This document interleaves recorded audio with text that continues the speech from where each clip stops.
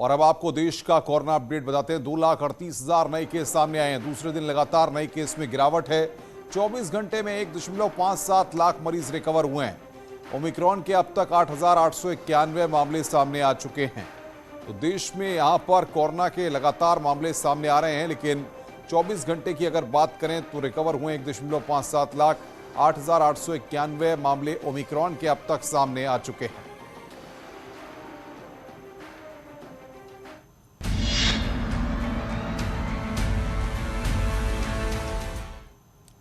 UP विधानसभा चुनाव में ticket बंटवारे को लेकर बीजेपी में मैराथन मीटिंग का दौर जारी है।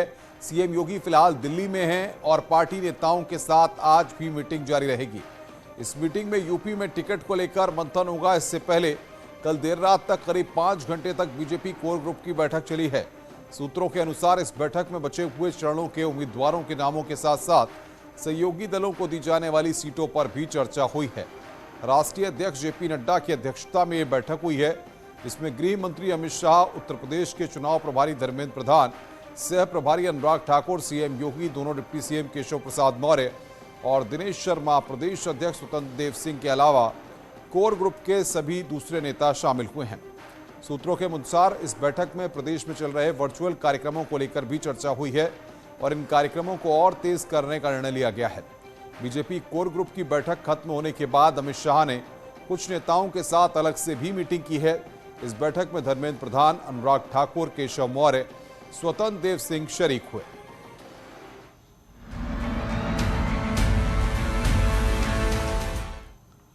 प्रधानमंत्री नरेंद्र मोदी आज अपने संसदीय क्षेत्र वाराणसी के पार्टी कार्यकर्ताओं से संवाद करेंगे। पीएम मोदी नमो ऐप के जरिए काशी के बूथ वर्कर्स को संबोधित करेंगे।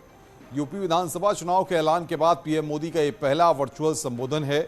यूपी बीजेपी की ओर से इसको लेकर संदेश जारी किया गया है।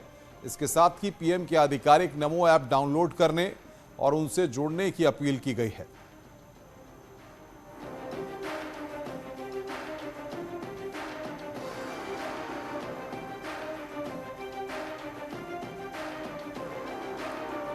और बातचीत करने के लिए उपेंद्र हमारे संवाददाता हमारे साथ जुड़ रहे हैं। उपेंद्र, 11 बजे प्रधानमंत्री संवाद करेंगे, बूथ वर्कर्स के साथ ये संवाद होगा। कितने लोगों के साथ ये संवाद होगा और किस तरीके से इसकी तैयारी की गई है? देखिए अनुपम, करीब 1078 बूथ वाराणसी के हैं जिनसे प्रधानमंत्री नरेंद्र मोदी सीधे जुड़ेंगे और सभी बूथों पर बूथ के अध्यक्ष से, बूथ के कार्यकर्ता से प्रधानमंत्री नरेंद्र मोदी का संवाद होगा। और खास बात यह है कि उत्तर प्रदेश चुनाव में यह पहला राजनीतिक संवाद प्रधानमंत्री नरेंद्र मोदी कर रहे हैं, वो भी नमो ऐप के जरिए। बहुत सारे लोग अब अपने अपने बूथ पे इकट्ठा होना शुरू हो गए हैं। 11 बजे से ये संवाद शुरू होना है। हम बात कर लेते हैं, जब आपकी पार्टी का सबसे बड़ा नेता आपके बूथ पर बात करता है तो आप लोगों के लिए कितना महत्वपूर्ण हो जाता है वो? नहीं, ये हमारे यहाँ ये कार्य संस्कृति में ही है कि हमारे बड़ा से बड़ा नेता जमीन से जुड़ा रहता है, जमीन के कार्यकर्ताओं से जुड़ा रहता है। और जैसा कि आप देख रहे हैं कि आज हमारे यशस्वी प्रधानमंत्री जी आदरणीय नरेंद्र मोदी जी अपने बूथ के कार्यकर्ताओं से संवाद करने वाले हैं। और सिर्फ नहीं अपने प्रधानमंत्री जी, बल्कि हमारे जो राष्ट्रीय अध्यक्ष हैं जेपी नड्डा जी, जब हमारे राष्ट्रीय अध्यक्ष जो है वर्तमान गृह मंत्री आदरणीय अमित शाह जी भी थे, तब से ही जो है बूथ के कार्यकर्ताओं के साथ। इस वक्त की मैं एक बहुत बड़ी खबर बता दूं कि इस वक्त खुद केंद्रीय मंत्री अनुराग ठाकुर भी एक वर्चुअल मीटिंग कर रहे हैं। तो बीजेपी में लगातार वर्चुअल मीटिंग का सिलसिला जारी है। आप लोगों के लिए कितना महत्वपूर्ण होता है जब प्रधानमंत्री आप लोग सीधे बात कर रहे हैं बूथ पर? बहुत अच्छा लग रहा है कि भाई हमारे प्रदेश महामंत्री जो है, प्रधानमंत्री जी जो है बूथ पे कार्यकर्ताओं से बात कर रहे हैं, तो बहुत अच्छी चीज है जी।